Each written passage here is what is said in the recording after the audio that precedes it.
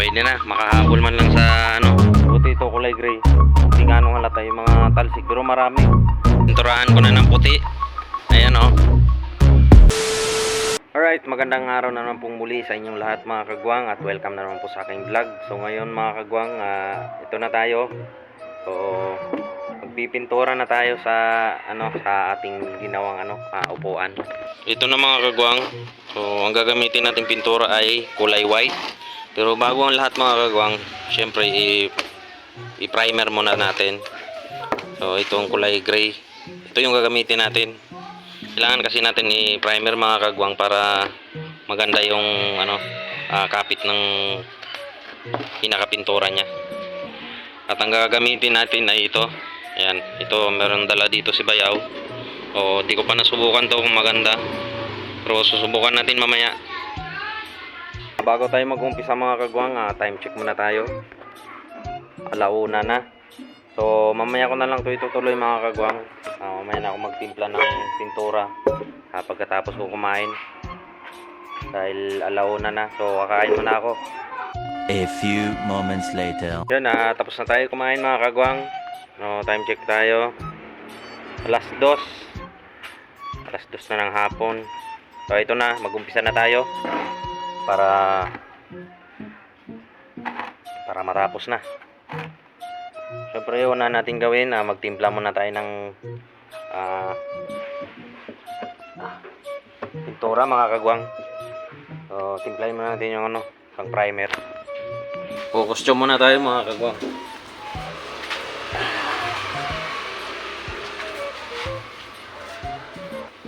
So kailangan may tayo, costume. Magtimpla muna ako mga kagwang ng pintura.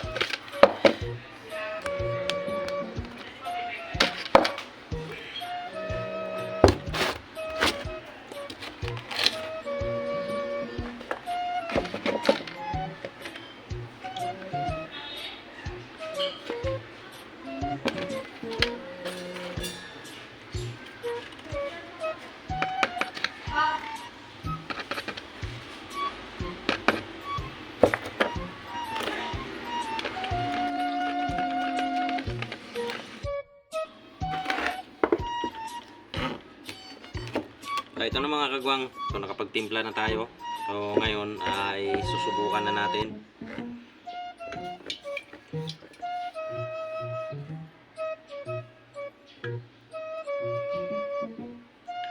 Yan, pwede na siguro to.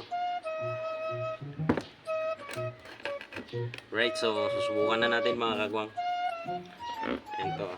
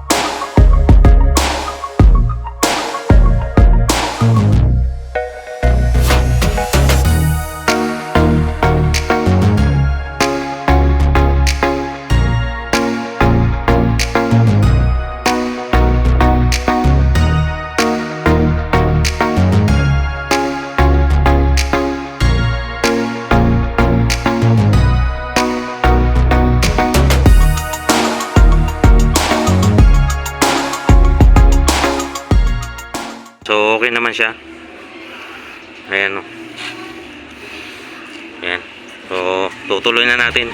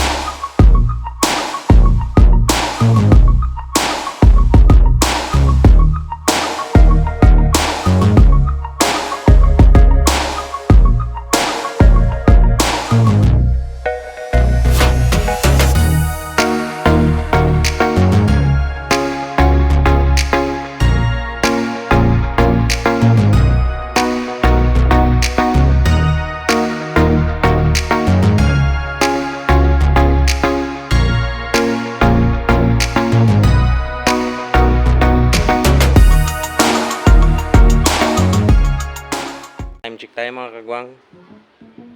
Alas 3 na ng hapon. 3:30. Yan, 3:30. So, tapos na tayo mga kagwang. Tapos na tayo mag-primer.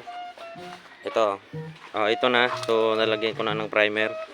So, pinapatuyo ko na lang para mabugahan na natin yung pinaka-final nga na kulay. Yung kulay white. Yan. Yan. Yung iba medyo medyo tuyo na. Pagpasensyaan niyo na mga kagwang, hindi ko na nagkuha na ng video yung kabuuan ng pagpintura dahil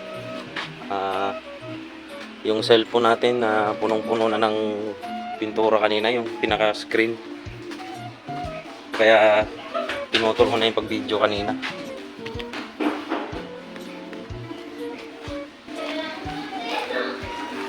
Yan, so ito yung ginamit natin mga kagwang. Sobrang ganda pala nito gamitin.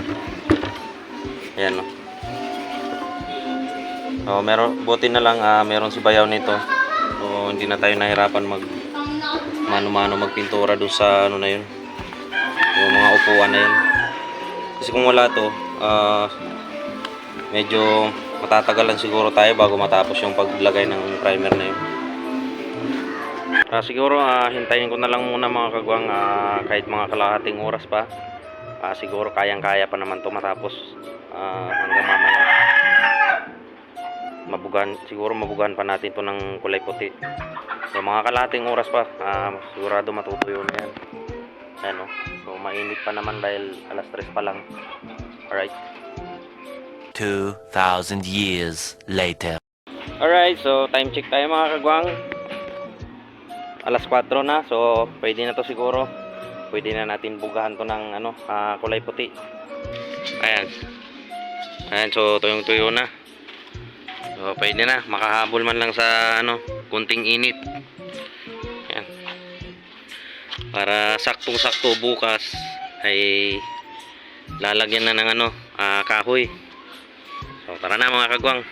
So bubugahan na natin ng kulay puti. Para bukas ay plywood na lang yung kulang. Alright. Nga pala mga kagwang, hindi ko na bibidyohan yung pagbugan nito ng kulay puti. Baka kasi magano na naman sa cellphone natin. Buti ito kulay gray. Hindi ganong halata yung mga talsik, pero marami.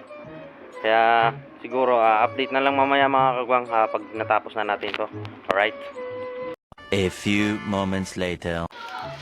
Yan, update tayo mga kagwang. So ito na, napinturahan ko na ng puti.